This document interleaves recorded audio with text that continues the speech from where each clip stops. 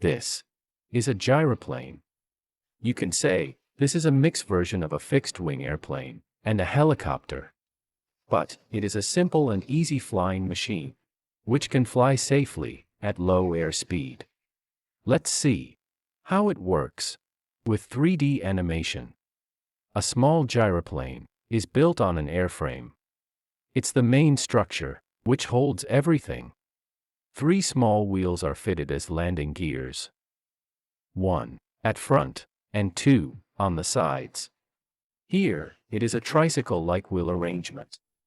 Front wheel can be non-steerable, but it easily self-aligns in the direction of motion due to high positive caster angle.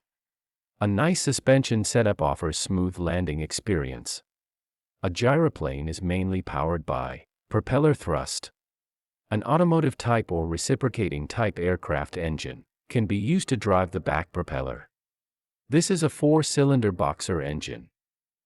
Generally, boxer-type engines have good self-balancing characteristics. Propeller rotates and produces forward thrust. Pushes the gyroplane forward at high speed. A vertical stabilizer with a rudder surface is installed behind the propeller. Rudder is operated with paddle control. When the left paddle is pushed forward, the rudder turns left. Now, generated aerodynamic force makes a flying gyroplane yaw to the left side. Conversely, when the right paddle is pushed forward, the rudder turns right, so gyroplane yaws to the right side.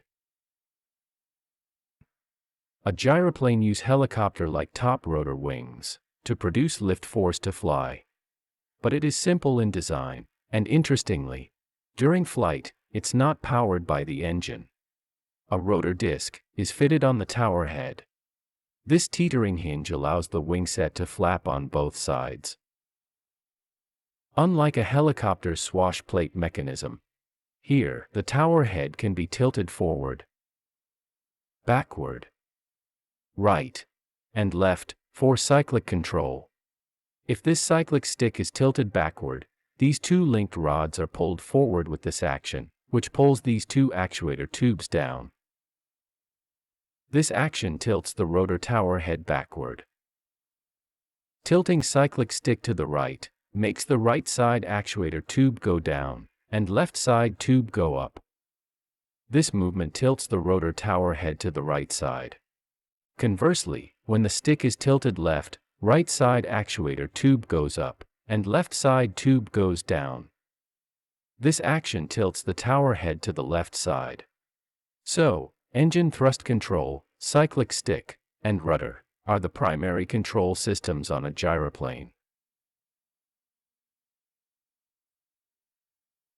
Propeller thrust pushes the gyroplane forward, but top wing blades rotate automatically using the relative airflow, like a pinwheel rotates in the wind. Or more specifically speaking, the autorotation technique. The same technique used in helicopter to land safely after engine failure. For that, airflow should be from below, towards the wing blade. This is called upwash wind.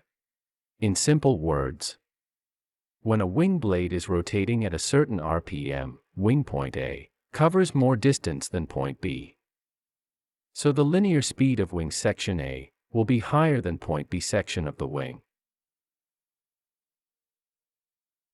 So at point B, relative airspeed will be less compared to point A.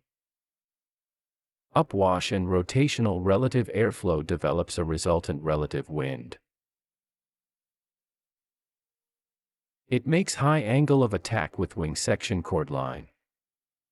As a result, generated lift force direction is tilted forward. So, its forward component helps the wing to rotate faster. This section is called driving region of the wing. At point A, rotational relative airspeed is much higher. With upwash wind, resultant relative airflow develops lesser angle of attack with the wing section chord line. Here, generated lift force direction is not tilted forward that much. but significant upward lift force helps the gyroplane to float in the air. That's why this section is called the driven region of the wing. And also near the center of the blade, suffers aerodynamic stall due to low rotational relative airspeed and high angle of attack. Practically, propeller thrust pushing the gyroplane forward, and rotor tower head slightly back tilted position, allows more relative upwash wind to the wing blades. This rotates the wings, and generated lift force makes it fly. A fixed-wing airplane needs to achieve high speed on the runway, so wings can generate enough lift force to take off. But a gyroplane actually needs its wings to rotate faster, to take off. A gyroplane can cheat this process cleverly. A pre-rotator system can help to build up initial rotor speed and shorten the takeoff run. When the pre-rotator system is engaged, this Bendix drive pushes the pinion gear up with slight rotation. This helps to mesh well with this larger ring gear.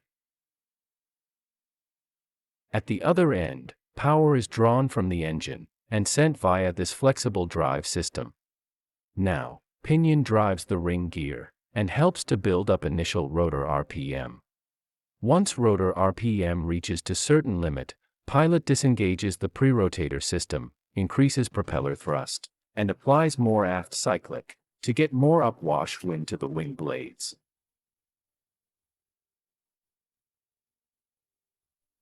This helps to achieve operating RPM quickly, and the gyroplane takes off. Adjusting forward to aft cyclic and increasing propeller thrust increases relative airflow and upwash wind. So lift force increases and a gyroplane gains altitude. Applying right cyclic makes it turn right.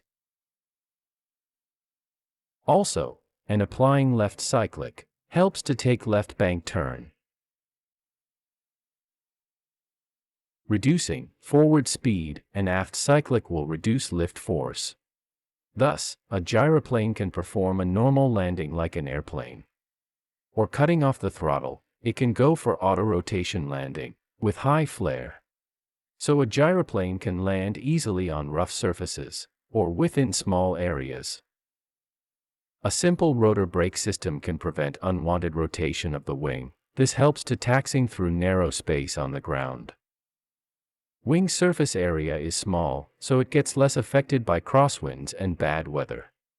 While flying, the top rotor is not powered by the engine, so there is no counter torque. That's why a gyrocopter or gyroplane is not fitted with tail rotor, like most helicopter used to counter the torque. A gyroplane can fly at slower speed, thus, it offers great aerial view to the pilot and passenger. That's why gyroplanes are easy to master, and mostly used for recreational flight. This is a simple 3D representation of how a gyroplane works.